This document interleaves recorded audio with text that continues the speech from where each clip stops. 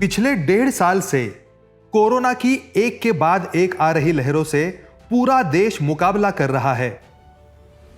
पहली लहर की तुलना में दूसरी लहर में ज्यादा लोग प्रभावित हुए। सुविधाओं का अभाव और सही समय पर न मिलने वाले उपचारों के कारण शहरों के मुकाबले देहातों में कोरोना से अधिकांश लोग प्रभावित हुए। अगर आने वाली तीसरी लहर का हमें डटकर सामना करना हो तो हमें हर गांव को इस काबिल तैयार करना होगा जिससे हर गांव कोरोना के विरुद्ध खुद की रक्षा करने में सक्षम हो। इसी उद्देश्य के साथ भारतीय जैन संगठन ने कोविड फ्री विलेज इस संकल्पना को तैयार किया है। अपने गांव की जिम्मेदारी खुद लेकर गांव के ही लोगों द्वारा निर्मित और संचालित 5 टास्क फोर्स के माध्यम से कोरोना का हर प्रकार से मुकाबला करने के लिए खुद के गांव को स्वयं पूर्ण बनाना, यही कोविड फ्री विलेज कार्यक्रम का उद्देश्य है। आने वाली तीसरी लहर का हर प्रकार से मुकाबला करने के लिए तैयार रहने वाला भारत का यह सबसे बड़ा उपक्रम है। बीजेएस द्वारा निर्मित इस प्रभावशाली उपक्रम की रचना को देखते हुए कर्नाटक सरकार ने बीजेएस के सहयोग से राज्य के 30,000 गांवों में कोविड फ्री विलेज उपक्रम को कार्यान्वित करने का महत्वपूर्ण निर्णय लिया है। इस उपक्रम को जन सहयोग मिले और हर गांव इस जंग में शामिल हो, इसलिए कर्नाटक के बीजेएस पदाधिकारियों ने यादगिरी, बिदर, कलबुर्गी और रायचूर जिलों में 5 तालुकाओं में गांव-गांव संपर्क करके कोविड फ्री विलेज उपक्रम की जानकारी देकर उसमें सहभाग लेने के लिए हर गांव में कार्यकर्ताओं को तैयार किया। इन सभी कार्यकर्ताओं को प्रोत्साहन देने और मार्गदर्शन करने के लिए बीजेएस संस्थापक शांतिलाल मुथा ने कर्नाटक का दौरा किया। यादगिरी जिले में इस उपक्रम की बैठक 23 सितंबर को संपन्न हुई। इस कार्यक्रम के लिए जिला उपायुक्त डॉक्टर रागा प्रिया, पुलिस अधीक्षक डॉक्टर श्री सी.बी. वेदमूर्ति, अपर उपायुक्त डॉक्टर श्री शंकर गौड़ा सोमनल, रायचूर सहायक आयुक्त श्री संतोष कामगौड़ा, यादगिरी तहसीलदार श्री चन्नमल्लपा घंटी, बीजेएस संस्थापक श्री शांतिलाल मुथा, बीजेएस के राष्ट्रीय अध्यक्ष श्री राजेंद्र लुंकड़, सीईओ श्री विशाल फणसे, कर्नाटक राज्य अध्यक्ष श्री महावीर पारेख, कर्नाटक राज्य सचिव श्री विजय रुणवाल आदि मौजूद थे।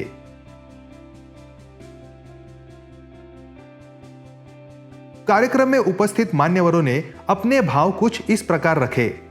पूरे कर्नाटका के वॉलंटियर्स को मोबिलाइज करने के लिए पिछले 15 दिन से 250 volunteers are working each and every village and they are contacting our community members to become the part of this movement, my dear friends.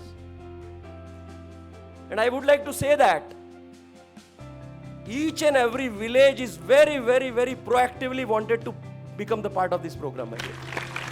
मैं एक बात आपको विश्वास के साथ बोलना चाहता हूँ, पिछले 4 महीने से मैं भाऊ के साथ में इस विषय को ट्रेवल कर रहा हूँ। गवर्नमेंट ऑफिशियल्स को मिलने का काम पड़ रहा है, एनजीओ पार्टनर्स को मिलने का काम पड़ रहा है, कई सारे बिजनेस कम्युनिटी के लोगों को मिलने का काम पड़ रहा है। एक फीलिंग जो मेरे को आ रहा है, ये कम्युनिटी का सबसे बड़ा प्रोग्राम का एक बहुत बड़ा प्रोग्राम मैनेजमेंट हमारे सामने आने वाला है।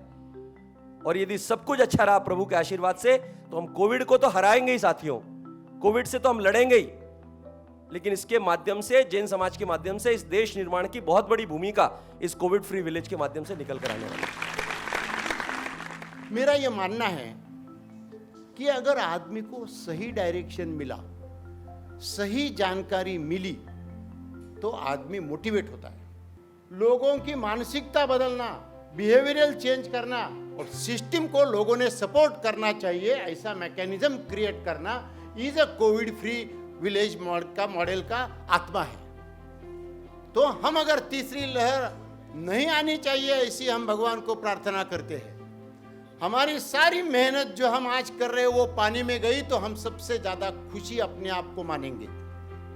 लेकिन अगर भूल चूक कर तीसरी लहर आती है तो हम उसका तगड़ा मुकाबला करने की तैयारी भी इस हॉल में करने की कोशिश करते हैं। हम लगातार काम करने की कोशिश करेंगे। एक तरफ से वैक्सीनेशन के ऊपर उतना ही फोकस देंगे और दूसरी तरफ से प्रिवेंशन मेजर्स के ऊपर, साइकोलॉजी के ऊपर, बिहेवियरल चेंज के ऊपर हम उतना ही फोकस करेंगे। अगर ये काम दो तरफा हमने करने की कोशिश की तो हो सकता है कि अक्टूबर में अगर कुछ आती भी है लहर तो Karnataka will be the first state in the country जहां मिनिमम डेथ थर्ड लहर में दिखाई देगी. So during the first wave of COVID, we spent most of our energy, andre the previous DC, to create the infrastructure.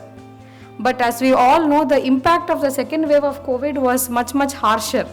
The number of cases was much higher, the death rate was much higher, the virus itself was much toxic. So during the second wave, we really struggled a lot as far as bed availability was concerned, the shortage of doctors were concerned, oxygen availability was concerned. But we, after the impact of the second wave, ಇದರಲ್ಲಿ ಒಂದು ವಿಷಯ ನಾನು ಹೇಳಕ್ಕೆ ಏನು ಇಚ್ಛಿಸ್ತಾ ಇದ್ದೀನಿ ಅಂದರೆ, ಇಲ್ಲಿರುವ ಆಶಾ workers, anganwadi workers 24 ಗಂಟೆ ಕೆಲಸ ಮಾಡಿದ್ದಾರೆ ಸೆಕೆಂಡ್ ವೇವಲ್ಲಿ, 24 hours. So every day there was a struggle, every day there was ಪ್ರತಿಯೊಂದು ರಾತ್ರಿ ಕೂಡ ನಾಳೆಗೆ ಆಕ್ಸಿಜನ್ ಇರುತ್ತೋ ಇಲ್ಲವೋ ಅಂತ ಒಂದು ಕಟ್ಟಕ್ಕೆ ನಾವು ಕೆಲಸ ಮಾಡಿದ್ದೇವೆ. ನಮ್ಮ ಅಧಿಕಾರಿಗಳು, ಕಂದಾಯ ಇಲಾಖೆ ಅಧಿಕಾರಿಗಳು ಮತ್ತು ಆರೋಗ್ಯ ಇಲಾಖೆ ಅಧಿಕಾರಿಗಳು 24 hours ಕೆಲಸ ಮಾಡಿದ್ದಾರೆ. ರಾತ್ರಿ 2 ಗಂಟೆ 3 ಗಂಟೆಗೆ ಫೋನ್ ಮಾಡಿದ್ರೆ ಫೋನ್ ಎತ್ತಿ ಉತ್ತರ ಕೊಟ್ಟಿದ್ದಾರೆ. ಸೊ ರಿಯಲಿ ತಾವೇನು ಹೇಳಿದ್ದೀರಿ, you had said that your volunteers are passionate anta. I would say that my officers are equally passionate. I am lucky to have one of the best teams in Karnataka, very lucky. So ನಮ್ಮ ಭಾಳ ಎಂತೂಸಿಯಸ್ಟಿಗೆ ಕೆಲಸ ಮಾಡ್ತಾ ಇದ್ದಾರೆ. So ನಿಮ್ಮ ವಾಲಂಟಿಯರ್ಸ್ಗೆ ನಾನು ಹೇಳೋದು ಒಂದೇ ವಿಷಯ, you have a very excellent team.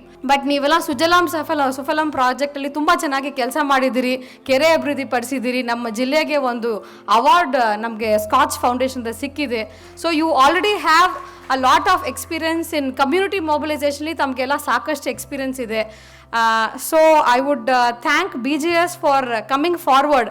Yadgir ಯಾವಾಗಲೂ ನೀತಿ ಆಯೋಗಲ್ಲಿ ಆಸ್ಪಿರೇಷನ್ ಡಿಸ್ಟ್ರಿಕ್ಟ್ ಅಂದರೆ ಏನಂದರೆ, ಕರ್ನಾಟಕದಲ್ಲಿಯೇ ಎಲ್ಲ ಭಾಳ ಹಿಂದುಳಿದ ಜಿಲ್ಲೆ ಅಂತ ಒಂದು ಅದಕ್ಕೆ ಅರ್ಥ ಇದೆ. ಬಟ್ ಈ ಹಿಂದುಳಿದ ಜಿಲ್ಲಾ ಹೆಸರಿಂದ ನಾವು ಹೊರಗಡೆ ಬರಬೇಕು. ನಾವು ಆ್ಯಕ್ಚುಲಿ ನಾವು ಟ್ರೈ ಮಾಡೋದು ಈ ಆಸ್ಪಿರೇಷನ್ ಡಿಸ್ಟ್ರಿಕ್ಟ್ ನಮಗೆ ಹೆಸರು ನಮಗೆ ಇನ್ನೂ ಇರಬಾರ್ದು. We should come to the normal districts ಅಂತ ನಾವು ಈಗ ಟ್ರೈ ಮಾಡ್ತಾ ಇರೋದು. ಸೊ ಅದಕ್ಕೆ ನಿಮ್ಮ ಥರ NGOs, BGS and other NGOs also are supporting us a lot. And I am also very happy that Shalini ma'am ಕೂಡ ಏನು ACS ಪ್ಲಾನಿಂಗ್ ಇದ್ದಾರೆ, her first preference is always Yadgir. ಯಾವ ಸ್ಕೀಮ್ ಇದ್ರೂ, ಏನು ಪ್ರಾಜೆಕ್ಟ್ ಇದ್ರೂ ಫಸ್ಟ್ ಅವ್ರು ಹೇಳೋದು ಯಾದಗಿರಿಗೆ ಮಾಡಿ ಅಂತ ಹೇಳ್ತಾರೆ. So that kind of support I have from government of Karnataka. So ಅದಕ್ಕೆ ನಾನು I really thank the government for supporting us so much. So we will have a very good partnership ahead. I'm very sure of it. So we will continue our partnership further. Thank you.